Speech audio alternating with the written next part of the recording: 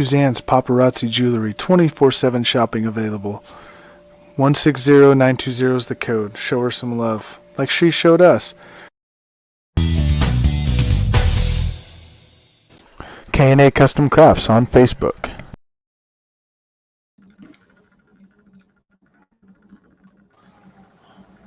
Hello and welcome to Tuesday Night Mania, brought to you by Coast to Coast Entertainment Network. I am Big B. I am filling in for Adam Barber. He's off doing some work-related stuff, so Adam will check with you next week. But I'm joined by Crispy Bacon. How you doing, bud? Doing good. Not too bad. All right. And then you guys seen him if you guys follow Will Hudson on Top Rope Collectibles. How you doing there, Will? Oh, I'm doing great. Looking forward to tonight.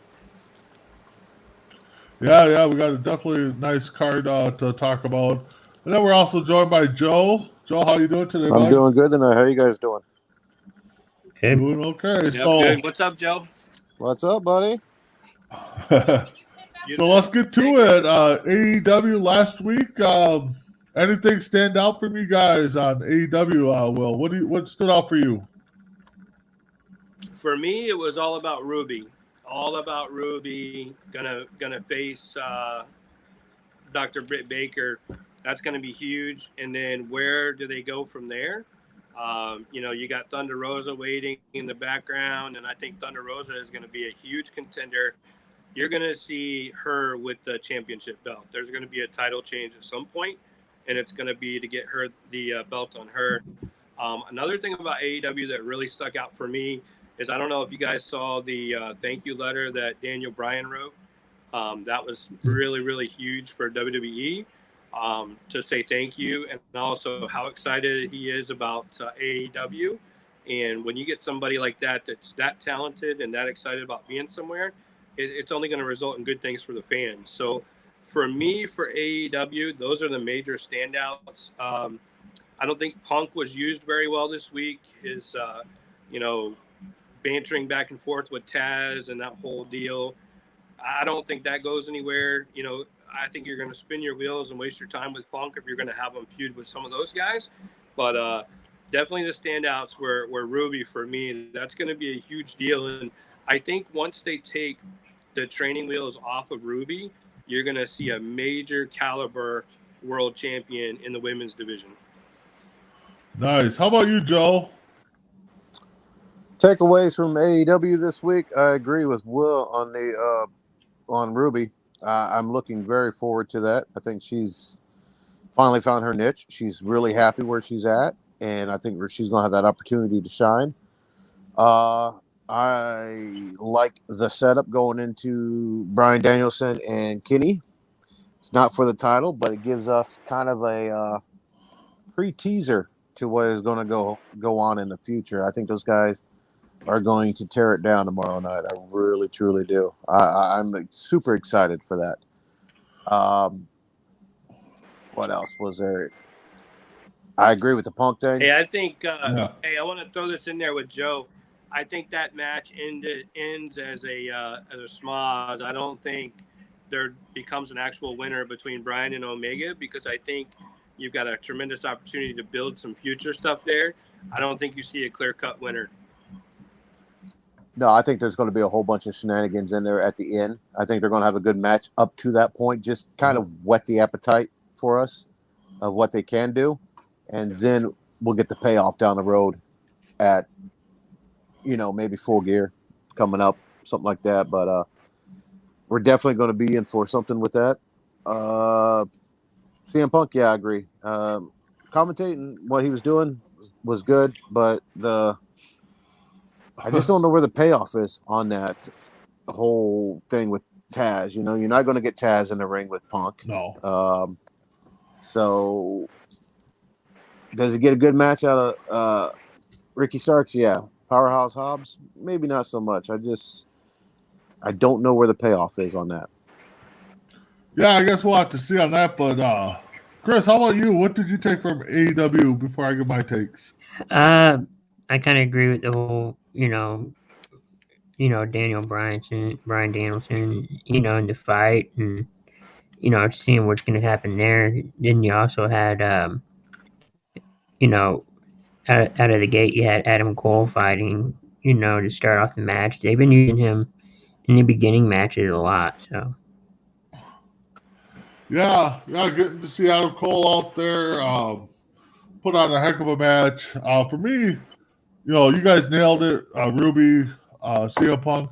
I actually thought the MJF promo with Pillman was actually a pretty good one too. So, me and Will were talking and Chris backstage. Pillman's dad, pass is coming up. We'll get into that a little bit later in his history lesson for us. So, but this weekend coming up for AEW, I mean, they got a pay-per-view style card for this week, Thursday or Wednesday and Friday. They're calling it AEW Grand Slam, I believe. I could be wrong if that's the full name of it.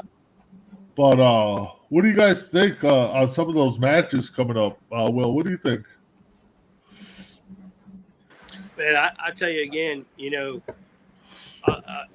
I know it's not time for the history lesson yet, but back in the day, WCW used to do the Clash of the Champions, and the one thing that was always heavily critiqued about when they had financial problems was when they started giving away all these free cards, these free matches, these big free main events, and these big free pay-per-view like events. So you've got to use your shows as your build-up. You got to use your shows as your storylines. AEW has tremendous storylines where WWE is struggling with storylines. But when you start having Daniel Bryan and Omega face each other on Wednesday, and then if you do it again before a pay-per-view, you don't want to keep seeing the same match. You got to use your money maker where, those guys still rely on pay-per-view sales, and that's the main source of their income outside of merchandising. So when you're starting to give away these free lineups, it's not good for anybody. There's so much talent out there for Omega to work with. There's so much talent out there for Bryan to work with that you don't do it on a Wednesday night. You don't do it on a Friday night.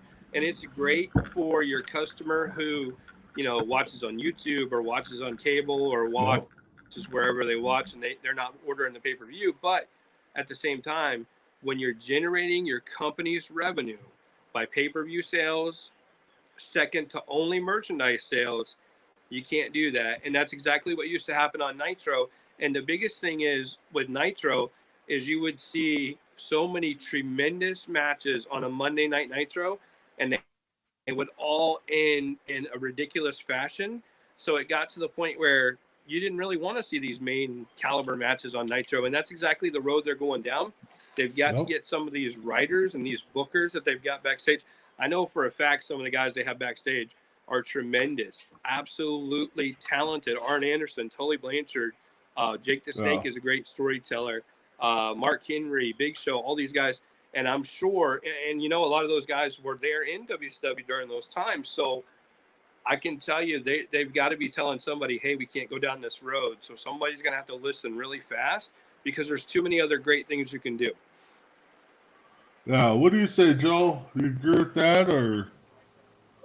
I do, because once Will talked about Clash of Champions, I was just listening to 83 Weeks, and they were talking about the Clash of Champions, the one that's not on the Peacock Network right now, which was Ric Flair versus Hulk Hogan, right after Hogan's turn, and they said that clashes were the fill-ins for the pay-per-views, and the problem was they came with Thunder, so all of a sudden the clashes went away. And that's what we're seeing with AEW is now you got Rampage, you got to fill that in. Dark and Evolution, you got all that you got to do. And I'm still that old school guy where you've seen the champion on television, but you had to pay to see them in person to wrestle, unless it was on primetime wrestling, something like that. But Hogan would come on TV. He would talk about where he was going to be at, and you had to pay. If you wanted to see that marquee matchup, you had to buy the pay-per-view. Times have changed, unfortunately, but yeah, I mean, well, I bought all the AEW pay-per-views so far, but if I keep seeing the same guys over and over fight, I'm not going to buy it, So that's where like Will says, you got to look at the broader audience that you don't want to give away so much, especially with two guys competing, like say Danielson and Omega. Maybe put them in a tag team match and tease. If you want to build it up, tease it up a little bit more to where they're kind of touching, but you don't get the full effect of it. You have to pay, to see them do what they need to do. Yeah, no doubt. I agree with your guys' takes. I mean, just looking at the Dynamite card for Wednesday, you got Pillman versus MJF. You got Malachi Black versus Cody Rhodes. Right there's a pay-per-view match. Sting Darby Allin versus FTR, another pay-per-view style match. Baker versus Ruby. That could be a main event in some pay-per-view markets. And then Kenny Omega, versus Bryan Danielson, which I agree with you guys. I think that match is going to be good. I think we can see some interference and from Kenny's guys, from Jurassic Park,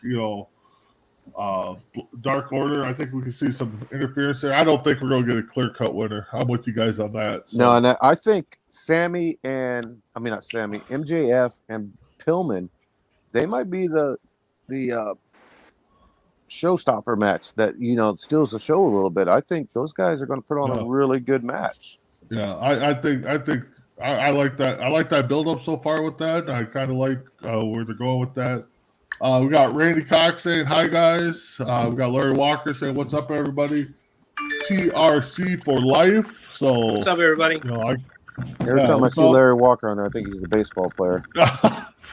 When he first popped up last week, that's why I was like, oh, we know Larry Walker from the Rockies. All right. Man, we made it big time. Larry Walker's on here. Like, no kidding. But I mean, even the card for Friday night, you got the Super Click, Cole and the Young Bucks versus Christian, Jurassic Park, the Inner Circle versus Men of the Year, which is Scorpio Sky and Ethan Page, CM Punk versus Powerhouse Hobbs. I don't know if I will see that match really being anything. The Suki Guns versus Moxley and Eddie Kingston, Lucha Bros, and that's a big deal. That's a big deal. Santana, that right there, Santana and Ortiz versus the family or Hardy family office. So, yeah. So you're talking about that Lucha Bro match? Is that the big one you're talking about? Well, yeah, that's a big deal. Yeah, that was gonna be a huge one. Oh, and then, ones? I was thinking Moxley and Kingston versus Suzuki Gun. That's going to be a big one too. Yeah, that could be a big one too. That's what I'm talking about. That's a big deal. Oh, okay. Oh, that's the big one. Okay, yeah. Yeah, and then and then NJ versus champion. So they got pay-per-view style cards, and you guys nailed it. It's kind of like a Clash of the Champions, and like Joe said, he's bought every AEW pay-per-view, but if you're going to give me it for free, why would I pay for it? So yeah, the only thing I don't like about the Rampage one is it's going to be taped. I'd rather because all the spoilers are going to be. I thought it was going to be live. But it's going to be taped. I would. Oh, that's a good question. I don't see them doing 2 back-to-back live shows there at the stadium. Friday's taped, right? I thought so. I'm 100% sure it's taped. So trying to stay away from the spoiler alerts. alerts. In New York? What's that? Oh, let's see here. Yeah, I believe they're going to tape it right afterwards. So that's going to be the big thing. Is like people still going to tune in. Yeah, that's one thing that kind of bugged me about WCW all the time was. Or even Raw at that time, you didn't know if it was taped or live. I mean, that's one thing I think internet's killing, the big surprises and stuff. So, yeah, to stay away from a couple of days to see the outcome of those matches is going to be crazy. I'm about to scroll through the computer. Well, I got so many wrestling fans on my Facebook page that, it's hard to stay away from that stuff. So, but So going into our next topic, did you guys see the Dark Side of the Ring plane flight from hell that's been out there. William, I see you shaking your head. So, what's your thoughts on it? What's your thoughts on the Absolutely. backlash? So, Man, I think my opinion is extremely controversial, and I'll try to be as respectful as possible. But if you had a crime perpetrated against you, and you've been compensated for it twice, and never sought out legal, charges followed up against somebody, there's something wrong there. And I'm not saying that victims don't hide it, sometimes because of shame, but you know, this is somebody who didn't hide things in a civil lawsuit, which they went after very quickly against the airline that she worked for and against WWE. But, you know, I don't want to seem insensitive, but 20 years later, now she's been compensated again for this story. And if she was compensated for the story, and the story was just he walked around naked in a robe, there's no story there. Everybody knows that stuff. So if you have to make the story juicier, then I think then you get paid for it. And then I think there's a lot of creative editing. And I think RVD came out today and said, hey guys, this is a lot of creative editing. This is not what I said. And, I'm not sure how it was portrayed, is basically what I think RVD was saying. But, here's the thing. Ric Flair is known for doing all kinds of shenanigans. He's always been known for it. And if anybody has actually read the first chapter of his book, you would know that this really isn't much compared to some of the things that he's done. And I'm not saying at all discrediting the victim, the potential victim here, but the time has passed, and I think that today's cancel culture is going after this a whole lot more than what it would be in a courtroom. In a courtroom in the United States of America, you're innocent until proven guilty. In 2021 cancel culture, you're guilty until proven innocent, and that's not the right way. And if we continue to go down that path, we've got much bigger problems than what happened between Ric Flair and the stewardess on the airplane. yeah. So, Joe, what do you think? Did you catch it or? I did. I watched it. I don't miss any of those episodes. I mean, I'm such a wrestling historian. I love stories, and things like that. But this thing's been well documented for years, and I'm like, Will, it's so tough because seeing Ric Flair, when he did the 30 for 30, he laid it out there. He even said that. Yeah, he said, he talked about a little bit of plane ride. He talked about all of his past. He put his family through that, showing exactly the headaches and the heartaches and the things it's caused. To see like Tommy Dreamer get suspended indefinitely. I mean, 20 years ago is 20 years ago, and I'm the same thing as the Will. I'm treading lightly on it because, if we look at what a lot of wrestlers have done in the past, maybe then they shouldn't be on TV. Example, look what, and I like the Hulkster, but look at what those things happen. He's still on TV. Flair, he just got pulled from his Car Shield commercials, or they put him on hold. New York Comic Con kicked him off.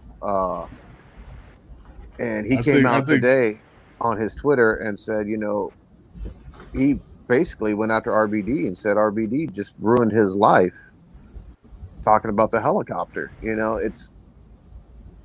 It's 20 years ago, and I'm not saying it's right or wrong because we weren't there.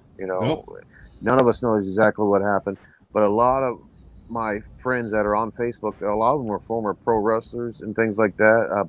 I know a guy, Bob Cook, came out and said, they're still going to support Fidel Sierra, the Cuban assassin. He's like, the stuff that they're talking about now, and they did it. They all did it. A lot of them played jokes on one another and things like that. It's nothing new. It's just now society is so much bigger, social medias and things like that, and people are just latching onto this, and it's amazing to see how many people that were Flair fans or Dreamer fans or even Dustin Rhodes and Scott Hall fans are now just all of a sudden turning on these guys. Yep. You know, they don't live a perfect life. You know, none of them do. We don't live perfect lives. You know, so. Well, I mean, Scott Hall's addictions has been highly documented. Almost every time you talk about Scott Hall, you know, he talks about it, and you know. Yeah, then like Buff Bagwell just jumped on and said, "Oh, I tried to get rehab and all that. WWE wouldn't pay for it." There's not been one time that I know of that WWE has not paid for somebody to go to rehab to get better. Yep, exactly. You know, and he's doing a podcast he was doing something on social media, and you could just tell he was so whacked out of it. It's just crazy, but it's an unfortunate situation. These dark side of the rings sometimes are. They're good. They're good. History, I like seeing how, like Chris Jericho said, you know, to see like David Benoit get back with one of his aunt that he hadn't seen for years. Yep. That's awesome, you know. And there is some tragedies to it, and this plane ride from hell thing, you know, just made it really bad. And then this Thursday, I think Rick's going to get it again with his comment, whether he made the comment or not about Chris Kanyon. You know. Poor guy's going to get double hit with it. That is true. That's true. That's absolutely true. So I talked about that now. last What week. are we talking Excuse me about? for interrupting for a second. No, go ahead. So this coming week, it's going to be the episode about Chris Kanyon, who they claim was secretly a homosexual, and not many people knew. And Ric Flair makes a comment, which is true. He made this comment live on the Howard Stern show that Kanyon made a choice to be a homosexual in life, but it's a poor choice of words. It's not necessarily, you know, a condemning of the man's sexuality. No one cares about his sexuality. They cared about his performance in the ring. The man was a full-blown alcoholic and drug addict. Full-blown. And guess what alcohol and drugs are? They're depressants. When you use alcohol and drugs to an extent like some of these guys do, it leads to depression. It often leads to drug overdose. It often leads to, you know, heart attacks and everything else physically with these guys. And in some cases, it leads to suicide. So, you know, we can blame Ric Flair saying that homosexuality was a choice for Chris Kanyon on why Chris Kanyon committed suicide. But there's a lot deeper things going on there. When you have someone who has been a star all over the world who decides to end their life. Yeah. So, Jameis, I think I pronounced his name right. Your TRC cult of personalities here. Now, what are your all's other two wishes? And then he also said, Kanyon said that being gay was a choice, and said that hearing Rick say that crushed him. So... yeah, I don't know, but you know, Chris, I know you're, you know, just turned 28, so you're a little kid when all this stuff happened. I don't know how big you were into wrestling back then, but I mean, okay, go ahead. I was for a little bit, yeah. Yeah. Yeah, a little. But for me, you know, seeing, you know, like Dreamer and Rick and all these guys get, you know, another tarnish on the record. You know, Dreamer's now suspended again, and Flair's getting pulled, and his AEW talks are now being on hold. I mean, this is 20 years ago. I mean, if this stuff's going to affect, you know, their lives again, you know, they're getting punished again. I don't know. I don't totally agree with it. I don't know what you guys' thoughts on it, but yeah. No, I mean, Monday Night Raw or WWE took him out of the Monday Night Raw intro. Opening. Yeah. Yep. And they took down all of his merchandise. Just like that, you know? Yeah. So, I mean, you know, and now, you know, with that, Brock Lesnar, Kurt Hennig got into a big fight on there, almost busted open the door. So, is there going to be backlash on Lesnar? You know, I think that's the only guy really active wrestling right now. I think X-Pac and what he do, cut off Michael P.S.'s hair or something like that. Here's my thing on that, and I could be wrong, but my feeling is this, is if Brock Lesnar gets backlash for what happened 20 years ago, Then Mr. Jay Uso or Jimmy, all those DUIs that he's been getting lately. Jeff Hardy. And he's in a major program, and they kind of brushed it underneath there. So if Brock gets busted or in trouble for what happened then those guys that are recently on television should be held accountable too. It could have repercussions, Yep. No, I get that. I mean, that's why I don't think it's fair that something 20 years ago comes out and, I think, if anything, you just cut ties with Tommy and just say, hey, and what is here's the question that should be asked. What is the legal statute of limitations for what happened? Because is this something that could still legally be prosecuted? Because if it is, then maybe that's the way to go and not continue to accept a paycheck for telling a story. Because here's the thing, there's 3 sides to every story. There's his side, her side, and the truth. And nobody will ever know that third side. And that's the problem. So again, if it's not something that's going to be prosecuted as a legal charge, then, destroying people's lives this far after, it makes no sense. The Canyon thing is going to hurt. And I think that's why WWE is taking the actions that they're taking. That's why I think New York Comic-Con is taking the actions they're taking because of the comment that's made.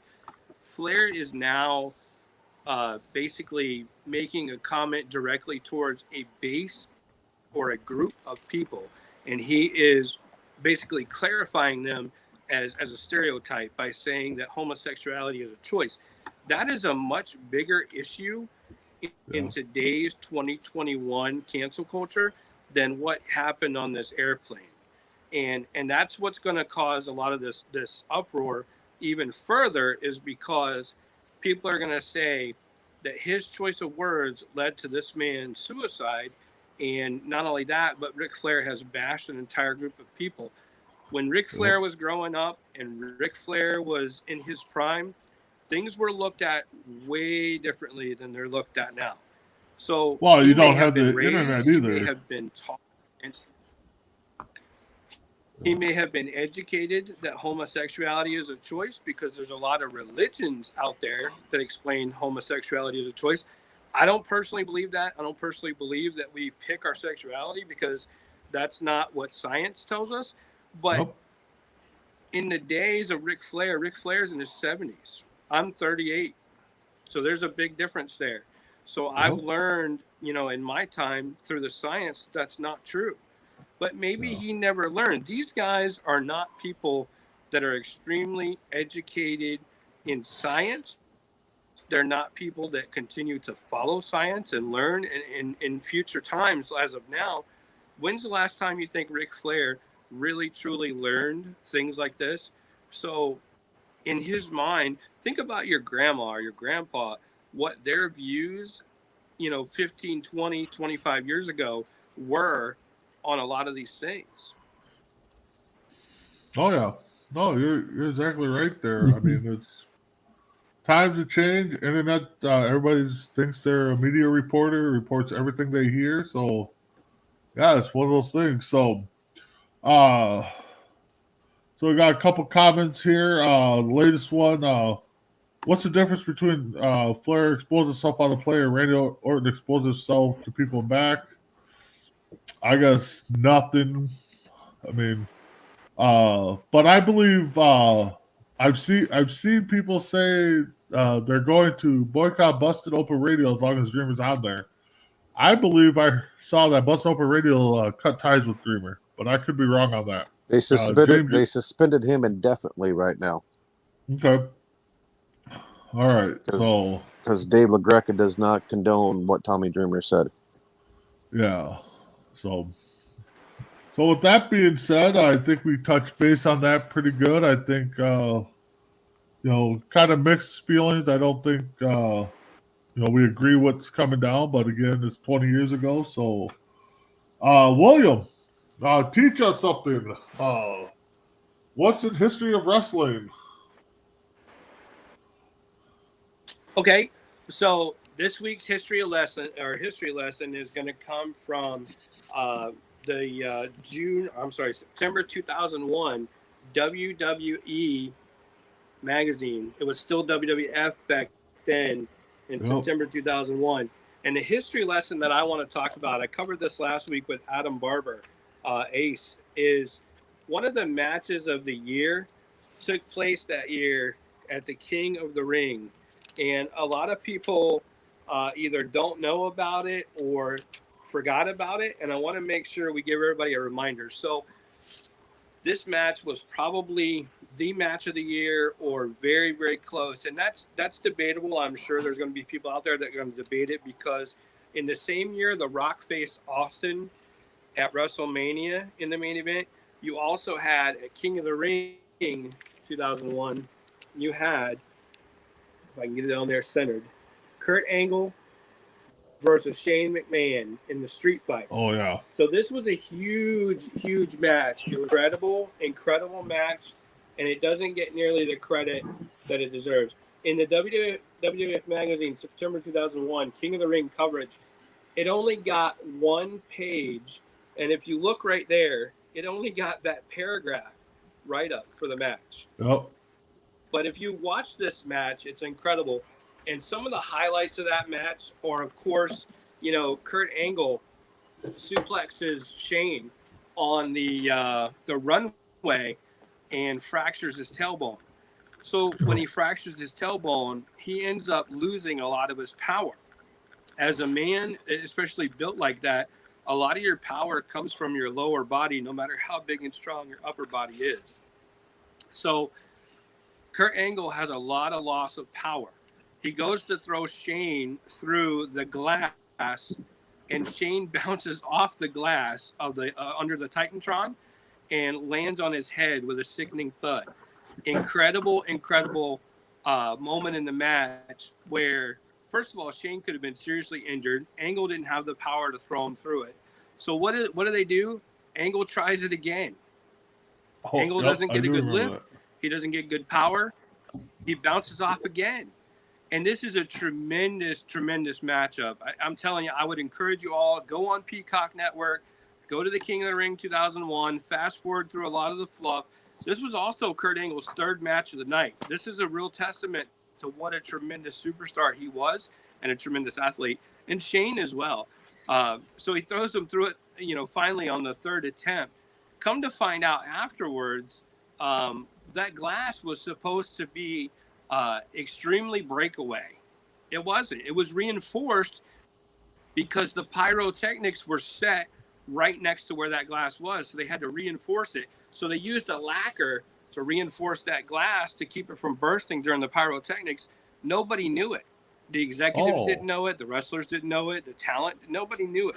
So this glass is designed not to break that way. So when you see it break, what should have happened is you should have seen it break away like modern day in the Elimination Chamber, how that glass breaks away. That's how it should have looked. But if you look at it, it shatters into about 1 million pieces, cuts them up, cuts the head open on Shane, cuts the arm open on Kurt. Tremendous matchup. And then Vince McMahon is in the back telling everybody to get it stopped, don't do it. I never want to see that again. And what happens? Shane tells Kurt, throw me through it again the other way. Well, he tries to get him through it, and the glass doesn't break, so he ends up throwing him head first. I'm telling you guys, if you want to go back and you want to watch a really good match, something you won't see today, something you really can't even fathom in today's WWE, go to Peacock, go to King of the Ring 2001, Kurt Angle's third match of the night. Kurt went on record later, probably about 10 years after that, and said that he wasn't really concerned if it wasn't a very good match because he had already had 2 great matches that night. Turns out, in my opinion, it's one of the matches of the year, probably only second to Rock and Austin at WrestleMania 17 that year. So that's my first topic for tonight. The second one I want to touch on really, really fast, and I won't go too long on this. We're coming up on a tremendous anniversary and a loss in the wrestling world, and we just kind of hit on it a little bit. Brian Pillman passed away October 5th, 1997, from an apparent heart attack in his sleep in his hotel room. He was involved in a storyline with Dustin Rhodes. He was supposed to have a match at the Bad Blood pay-per-view in October. That pay-per-view is famous for the introduction of Kane. When Kane came out in October of '97 in Louisville, Kentucky, I believe it was, or it was St. Louis. St. Louis. It was St. Louis. And, you know, I just saw the documentary on Brian Pillman after all these years. I had seen it before, I think back in 2006, and I hadn't seen it since. But I got the opportunity to see it today. It was on the Peacock Network. It was on the main page for some reason, and I watched it, and wow, what a talent. And what a tremendous loss to not only wrestling, WWE, but if you go back and watch that documentary, if you remember a lot of the old school stuff like I do, absolutely tremendous talent. What a tremendous loss. And all of a sudden lost, too. It's not something that anybody expected. 35 years old, young man. And, of course, now his legacy lives on with Brian Pillman Jr. in AEW. And I've met Brian Pillman Jr. in person. And, you know, I don't get the impression from him at all that he's the traditional second or third generation wrestler.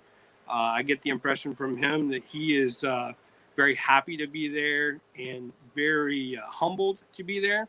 And I get the impression that he wants to go out and make a name for himself and continue to carry on the legacy of his father and his family. So, you know, huge shout out to Brian Pillman Jr. I think the guy's going to be tremendous. And I think at some point you're going to see a world championship on Brian Pillman Jr. because of his attitude, because of his humbleness, because of the way he carries himself, and not necessarily because of his family's name or his father's name. So those are my two shout outs and my two history lessons for the week. Again, Nice. September 2001, WWF Magazine, Rocks on the Cover. I would strongly encourage you. This is my copy from my collection. I have just about every single WWF and WWE magazine ever released. And, you know, it's something that I wanted to cover. Guys, go back and watch that match. It's tremendous. All right. Joe, Chris, you guys got any anything to add to either one of those history lessons there? Sounds intense. Yeah. Yeah, the Brian Pillman, you know, I watched him from like 1987, 88, somewhere in there. First seen him in NWA. So, Yep. Spangled Tights coming out to Def Leppard's Rocket song. I know the storyline for the Dustin Rhodes and Brian Pillman at Bad Blood there. Terry was supposed to turn and stay with Pillman. Yep. Was going to be the final outcome of that. And unfortunately, you know, we just didn't get to see it. Yeah. It's a shame because, you know, a lot of those guys, the same thing with Eddie, you know, had the same problem with his heart too, underlying issues that they didn't know about. And it's an unfortunate situation. I mean, if technology was a little bit better back then, or maybe those guys would have got checked out better or something, you know, those guys would have still been here. Who knows what would have happened with Pillman. I mean, unfortunately, after that car accident, you know, his career really changed, and he tried so hard to get back into the game the way it was. And just my always what if is if he never had that car accident, what he could have done in the WWE, because I think they would have pushed him, you know, as a main character with that loose cannon gimmick, you know. Yeah, no, he had that great storyline. Somebody brought it up with him and Austin. I thought that was a great storyline. You know, matter of fact, Austin and him were a great tag team in WCW. I thought, you know, I don't think they got the right push that they needed or should have got. But also, guys, I mean, maybe we'll have to do a tribute show because we will be on air August 5th. So we might have to get our brains together with Ace and come up with a Brian Pillman tribute show, some of our best matches, storylines. You know, Will, with your history lesson, I think that'd be a good way to, as a fan, pay tribute to him. So, with that being said, I agree. And I agree. Yeah. When you talk about Austin too, you mentioned Austin in there. You know what happened to Austin 5 months after that?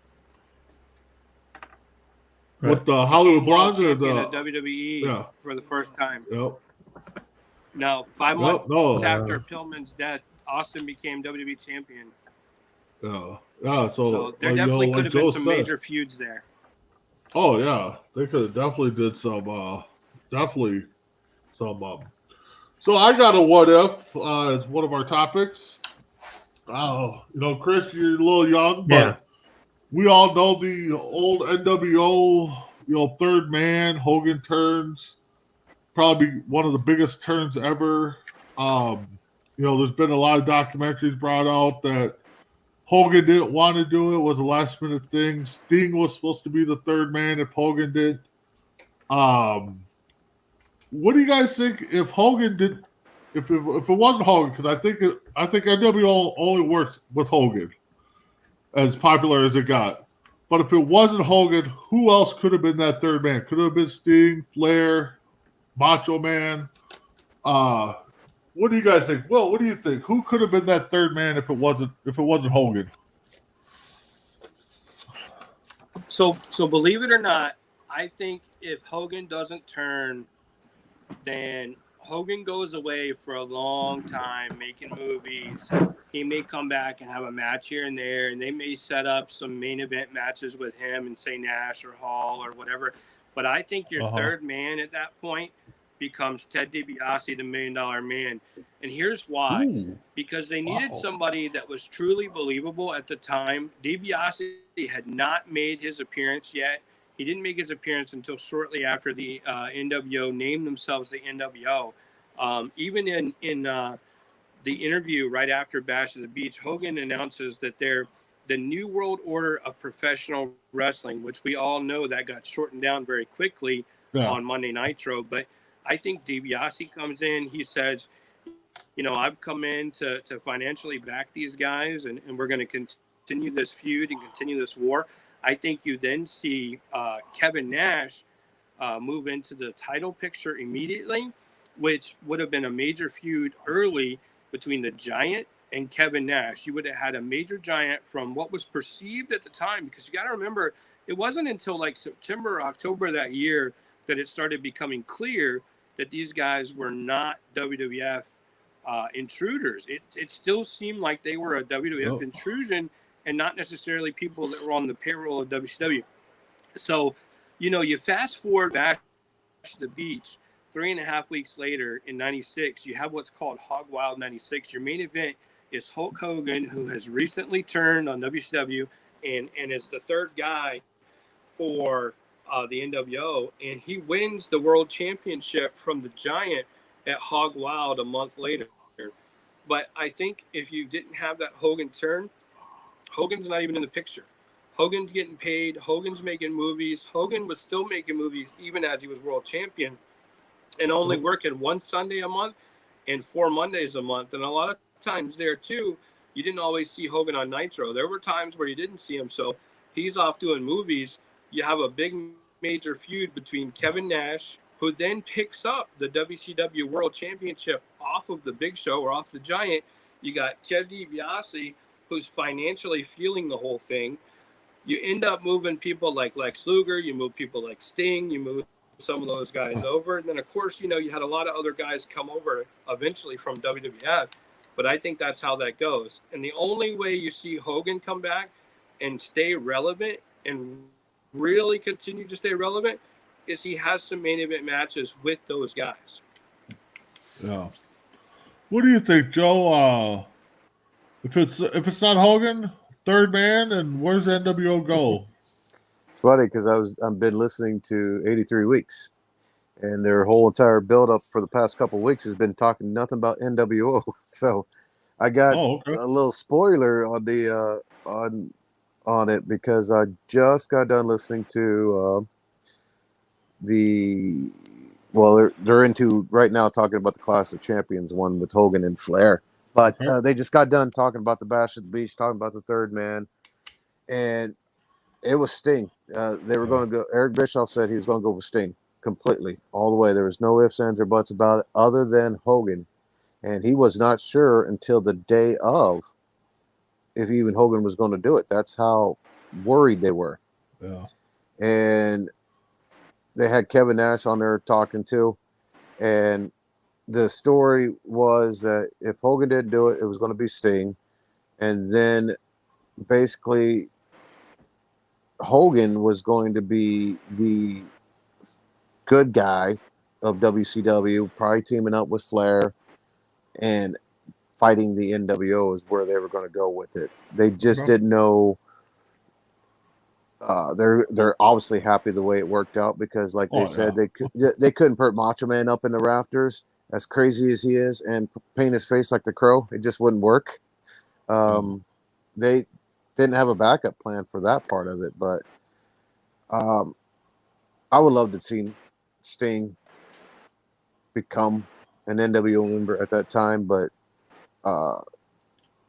thank goodness it worked out the way it did because we got a great storyline out of it. But yeah, that's what their plans was, and they didn't have anybody else in mind at the point. It was going to be because they asked about if it was going to be Luger, and Bischoff said no. Luger wasn't even mentioned in the turn, even though it looked like it could have possibly when he got taken out of the match. Yeah. They said eventually at some point in time Sting would have turned in the match and then became NWO. But yeah, they didn't know. They didn't know all the way up until the day of the show, until like Hogan walked in 30 minutes before the main event match. Yeah, that that's what I heard. He was going to go with it. Yeah. So Chris, I know might have started with the NWO era. What do you think watching everything you've seen on NWO? Could it have worked with somebody else, or what do you think? You're on mute, bud. Sorry, I think it would have worked with what they had. I don't know if they needed another member or just replace one, but I think it worked with who was on it. Yeah.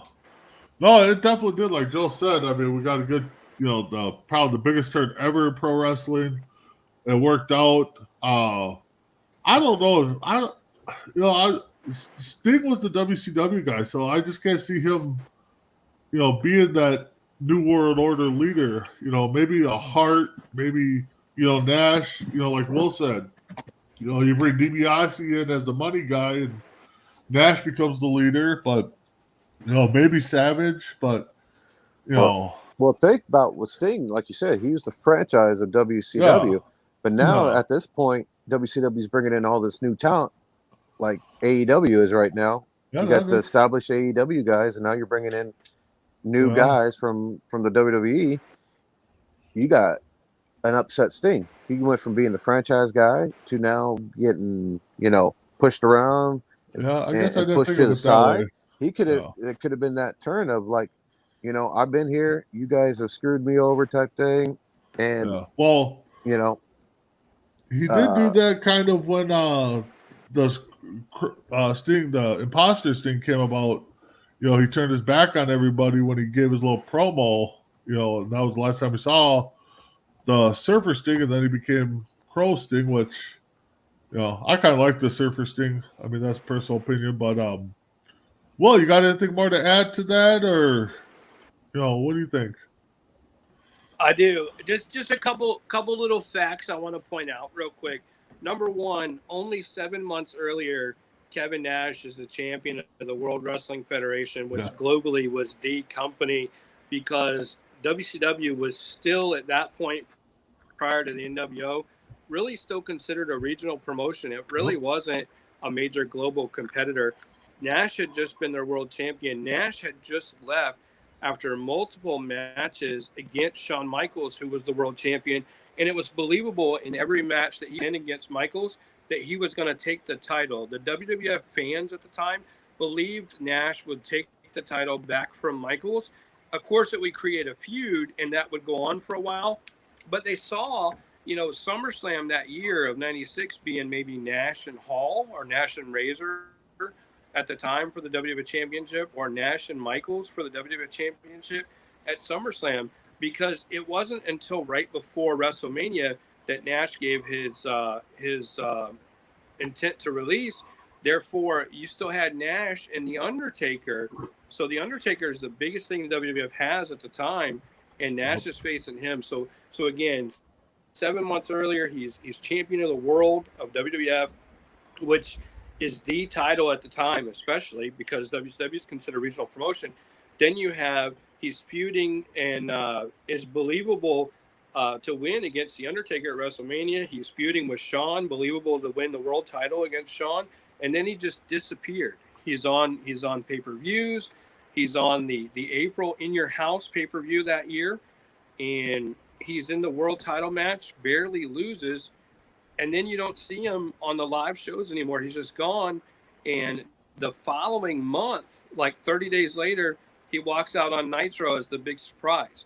So very, very believable that he could have been the world champion.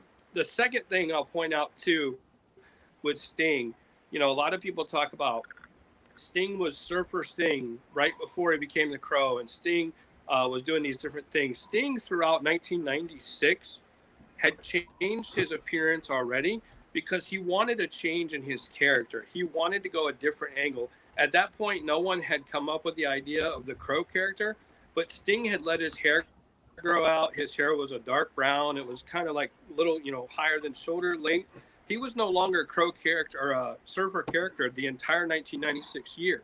The last time he was the Crow character was in 1995. And if you look at some of the bigger events in 1995, Sting wasn't even on the card. I mean, those are some facts that you can go back and look at. And you get into 96, Sting, if he had turned, was already anticipating a change in his character anyway. But it's good that it worked out the way he did. Another fact that I'll point out too, Sting cuts the big promo about WCW doesn't trust him and all these different things. That's going into Fall Brawl that year, where you have Sting and then you have the fake Sting and all that. Sting comes in, takes control of the match, turns his back on WCW in the Fall Brawl match, and walks away. Very easily could have become a heel at that point. And WCW at one point said they thought they would turn Sting heel, even though he wouldn't join the NWO. He would be a heel character against kind of an irritant character towards the rest of the WCW characters. But then they ran out of ideas for him. So for the next 18 or nearly 18 months, the guy sits on the sidelines wearing black and white paint. So if you look at the rest of 96, he doesn't wrestle. You look at all of 97, he doesn't wrestle, doesn't compete until Starrcade of 97. And the big purpose there is you built up this humongous feud between Sting and Hogan. And I think a lot of that was towards the end, especially of 97. The reason you wanted to have Sting and Hogan so bad is because you could get some good matches out of it. And the last thing you wanted was Hogan versus Bret the Hitman Hart, who was another very believable champion who had just left WWF and could very easily be seen as the new leader and the face of the company in WCW. Yeah, no doubt.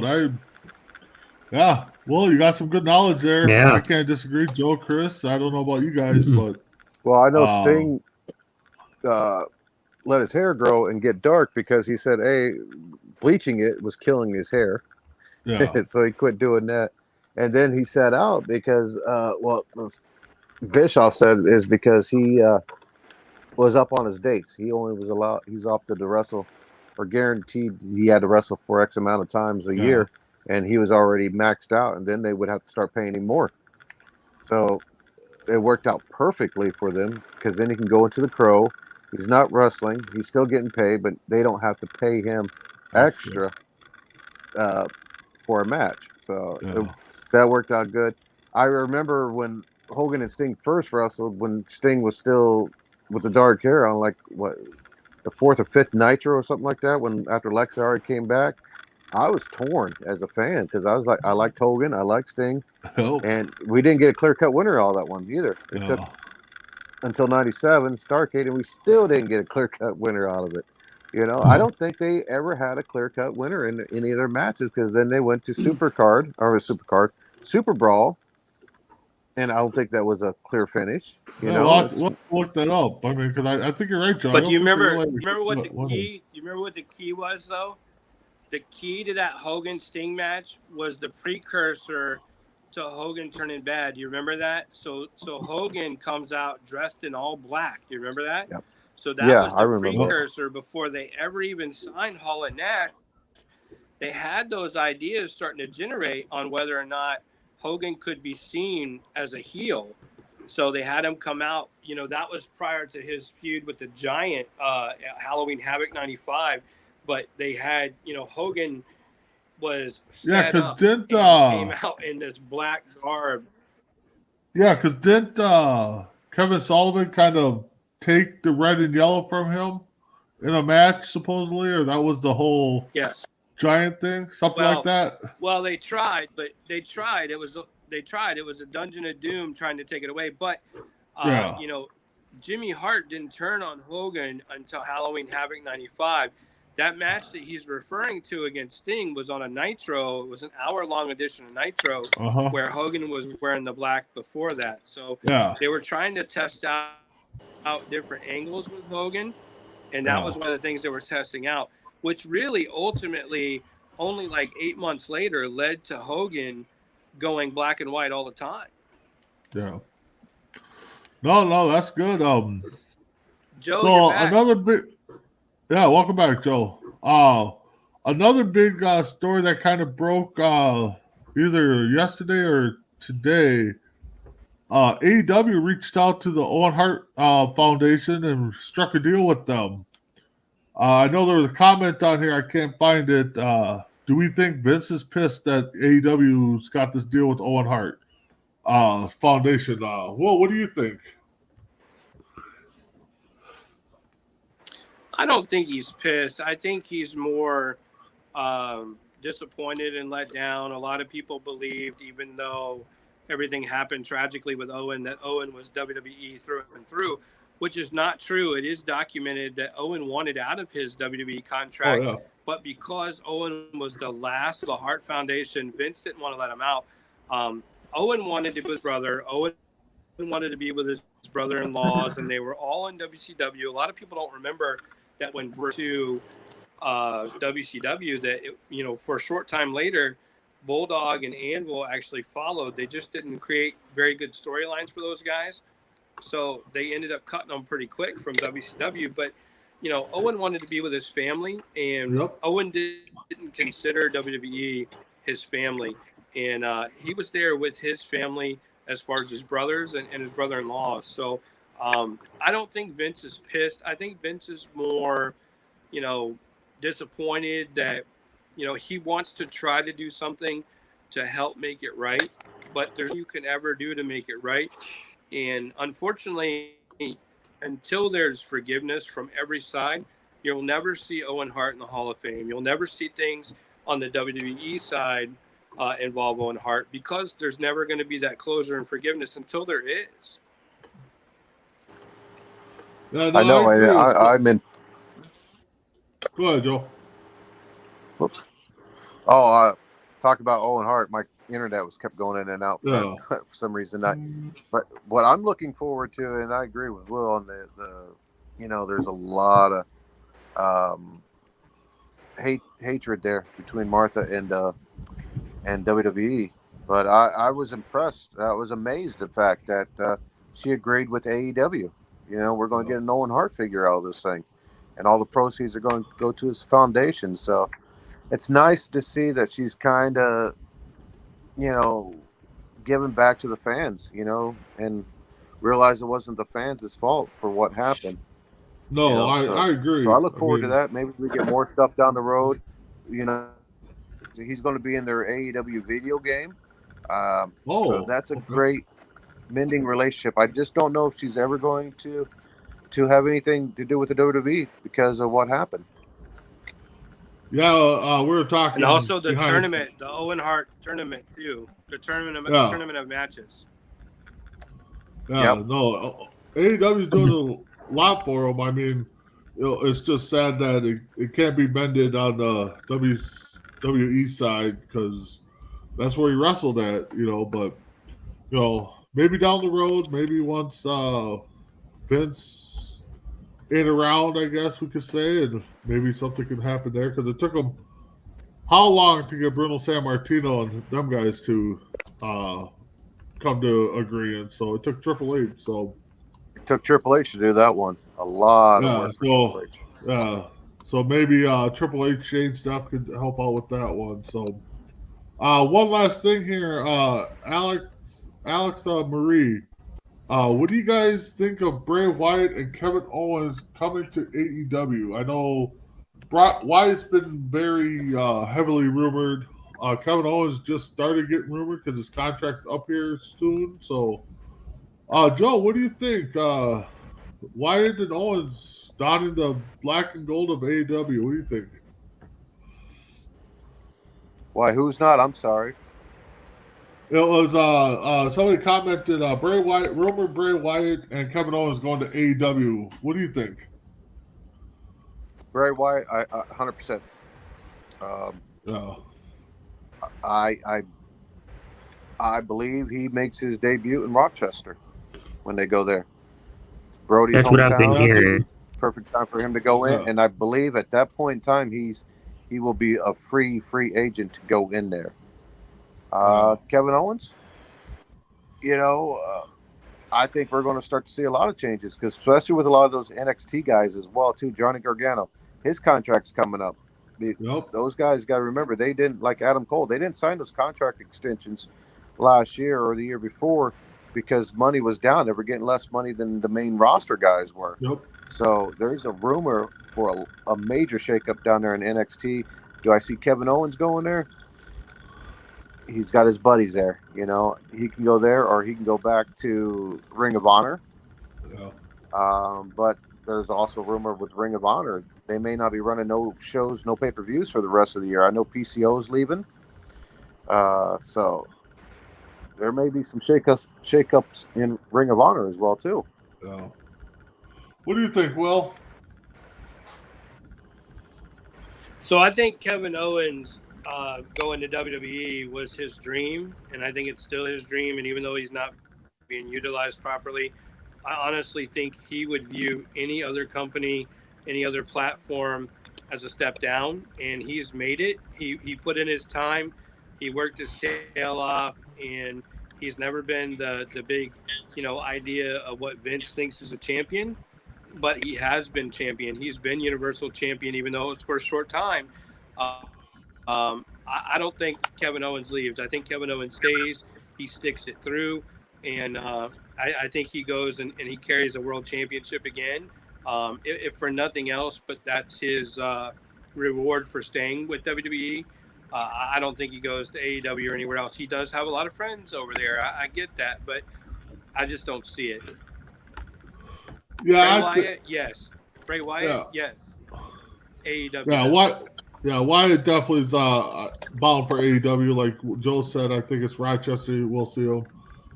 Owens, I mean, we need some of these guys to be a WWE guy. I mean, everybody bouncing around. We're seeing it a lot. We don't see that loyalty anymore. So I hope Owens does stay. I think he's got a future there, and hopefully they start writing better storylines, because I know we all watch it. I mean, I think this was the best Raw I saw, and we'll talk about it on Sunday, but I think this is the best Raw that we've had in a while. So, I mean, they have time to get a contract with Owens, so.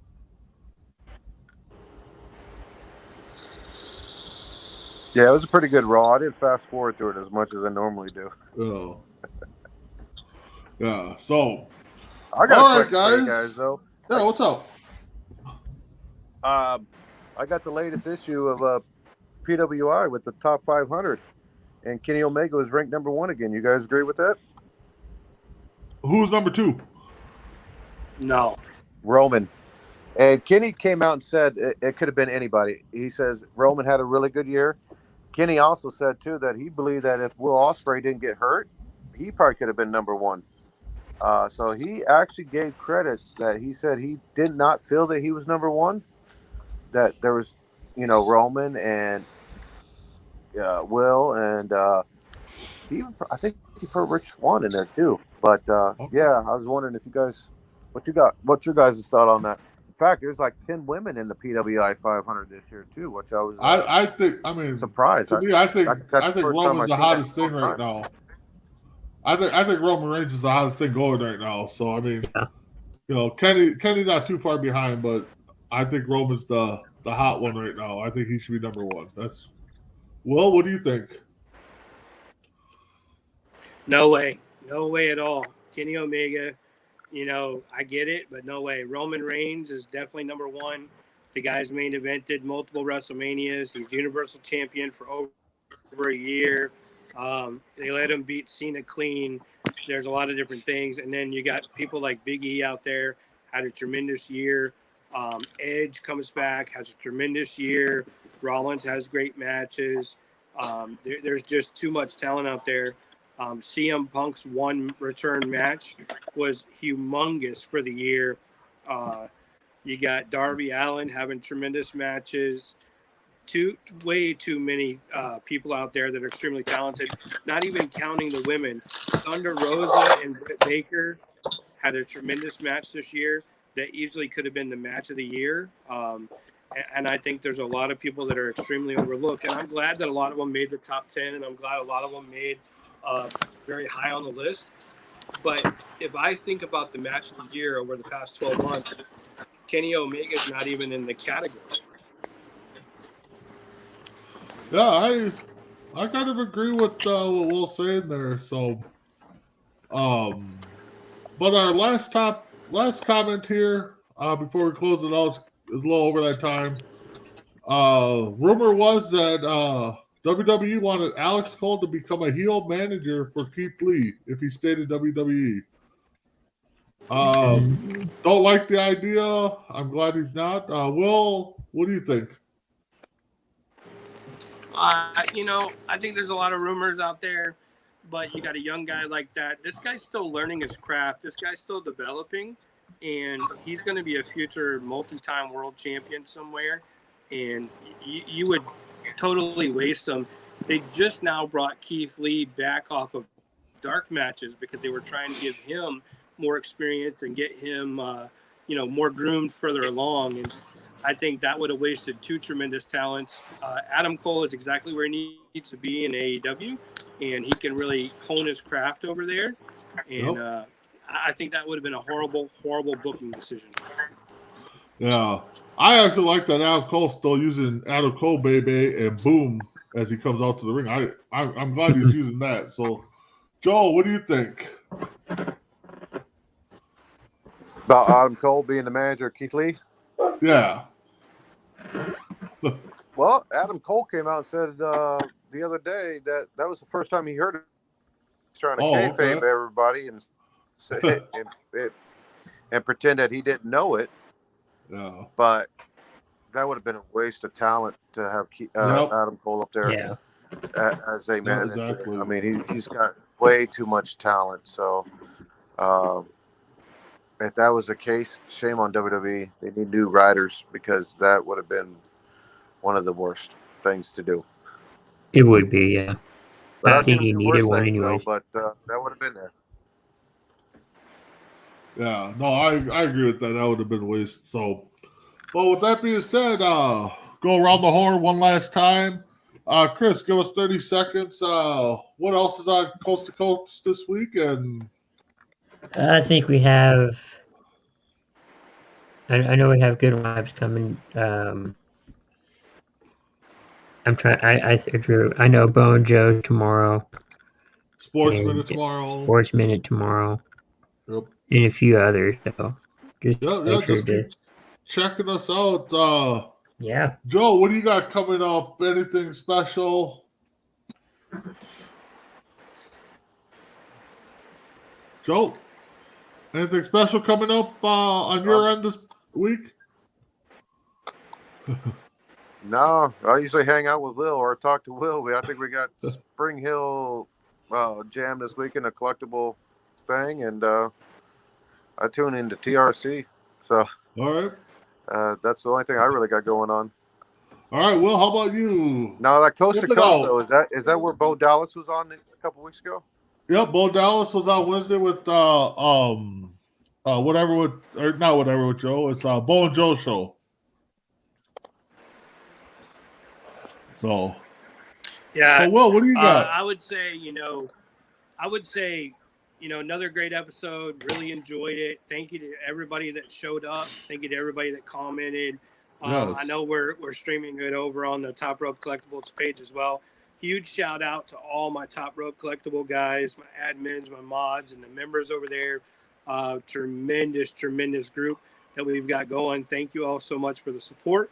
Also, huge shout out to Chief out there from Thoughts Count Anywhere, Aaron and those guys. Those guys are extremely inspiring, and nothing but tremendous respect for those guys. And a huge thank you to Coast to Coast. I think we definitely covered some great topics, and I think that, going forward, it just can get better from here. So I know that Jess and I, my wife Jess and I, we're going to change some things with technology here to try to get a little better broadcast on our end, because I'm one of those old school guys where I'm still just using my phone plugged into my charger on my tripod like I do for my sales. So we're going to try some stuff a little different next week. This coming Sunday, there's a huge birthday announcement, which is actually my birthday. So we've got the toy show coming up that Sunday morning here locally. Joe was just talking about it. So we're going to do that, representing Top Rope Collectibles. Then that night, we've got our normal sale. And then, of course, back here next week, Tuesday, for Tuesday Night Mania. So, again, thank you so much for everything, Coast to Coast. Thank you, Top Rope Collectibles, and everybody that attended. And we'll see you guys really, really soon. Yeah, so with that being said, next week's episode, I do have a special guest, a guy I met on Facebook here through wrestling sites. He customizes indie wrestlers here in Minnesota, so I asked him to be on.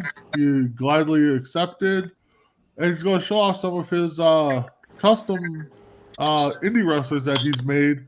I think he might have had a Ken Anderson one in there. So his name's Jeryn, Jeryn. Last name's Piehl.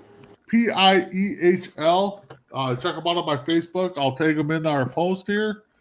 But he's going to come on next week and talk about his hobby of making custom wrestlers. So I can't wait to hear from him. And like Will said, this keeps growing. I know I've been out, trying to score some interviews. So, but with that being said, check us out Sunday Between the Ropes, our makeshift, show for sure. And then check us out all week. We got definitely great talent. Check out Will and Top Rope Collectibles on their shows. They got tremendous collectible items. I know if I started making bids, I'd be broke. So with that being said, I'm already broke. Chris, Will takes all my money. Yeah, he would take mine too. So with that being said, check us all out next week with the returning of Ace Adam Barber. Have a good day, guys. You too, guys. Have a good day. Thank you.